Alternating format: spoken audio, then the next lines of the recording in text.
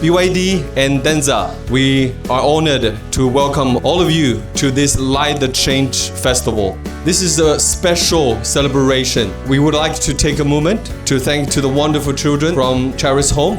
Tomorrow will be the last day for the 2025 BYD. We want to give back by creating a fun and memorable day for our children.